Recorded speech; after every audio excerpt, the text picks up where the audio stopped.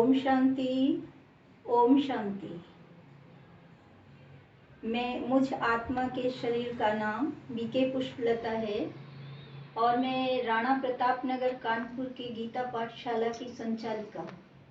मैं ज्ञान में 2014 से हूँ, लगभग 6 साल हो रहे हैं और तब से मैं मधुबन कई बार बाबा मिलन के लिए गई, जबकि बाबा आते थे। और अभी 2017 से बाबा मधुबन में नहीं आ रहे हैं।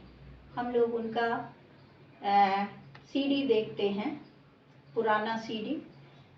और इसी सिलसिले में पिछले अक्टूबर में मैं बाबा मिलन के लिए मधुबन गई, तो मुझे वहाँ पर एक बहन मिली बहुत दिन के बाद और उससे बातचीत किया तो उसने बताया कि एक रहस्य है, बाबा आ रहे हैं। बाबा ने तीसरा रथ ले लिया है और बाबा आ रहे हैं। हमने उनसे मिलन भी मनाया। तो मुझे भी उत्सुकता हुई, मैंने और भी बहुत सारी चीज़ें जाननी चाहिए। फिर मैंने भी जाने के लिए हाँ कर दी। मैंने कहा ठीक है, मुझे भी मिलना है। दूसरे दिन तक, जब तक मैं बाबा के पास मिलने के लिए नहीं पहुंची, दीदी के पास, तब तक मुझे बहुत संकल्प आ रहे थे, संशय के भी संकल्प आ रहे थे और मुझे लग रहा था कहीं मैं गलत रास्ते पर तो नहीं जा रही हूँ। फिर मैंने बाबा को याद किया कि बाबा, अगर मेरा ये कदम सही नहीं है तो आप मुझे ज़रूर से रोक देना, किसी भी तरह से रोक देना, लेकिन मुझे रोक देना। पर फिर मैं चली गई, पहुंच गई और बाबा मिलन किया। जैसे गुलजार दादी के तन में जब बाबा आते थे तो पहले उनके चेहरे में चमक आती थी, परिवर्तन होता था और फिर शरीर में एक झटका लगता था और तब बाबा आ जाते थे।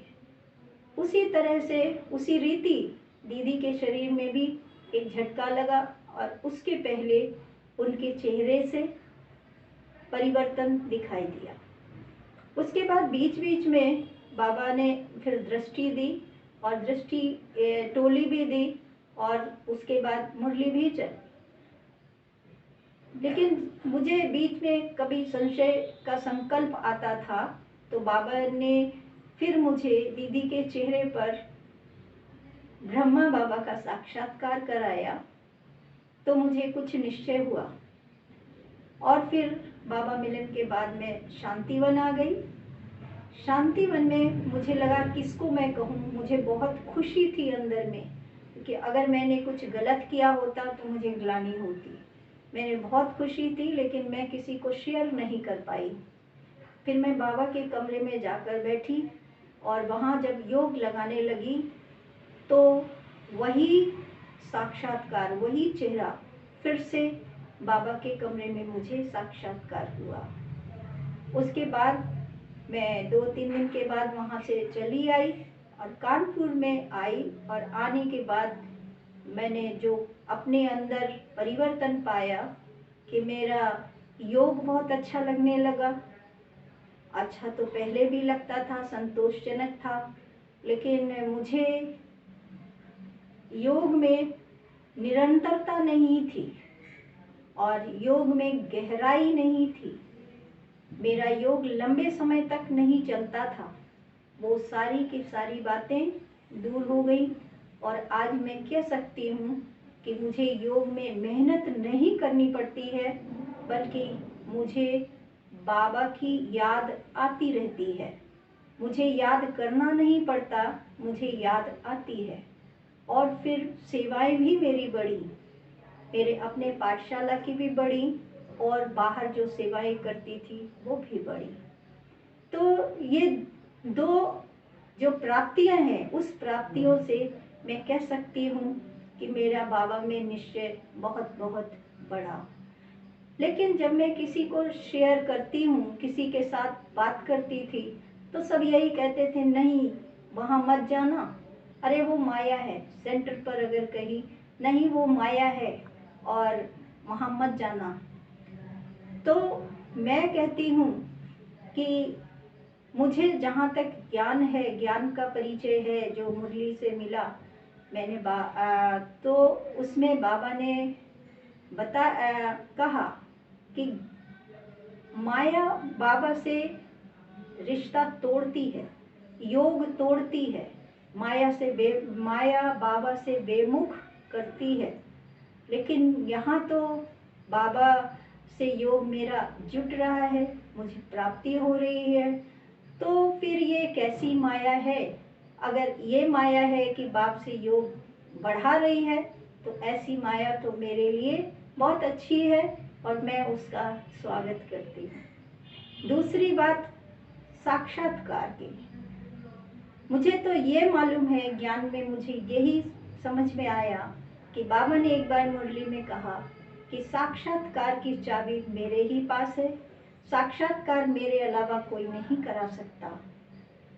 तो फिर ये कौन, ब्रह्मा बाबा भी जो है साक्षात्कार नहीं करा सकते, तो फिर दीदी के तन में वो कौन बाबा के समकक्ष आत्मा हो सकती है जिसको साक्षात्कार कराने की भी अनुमति मिल गई?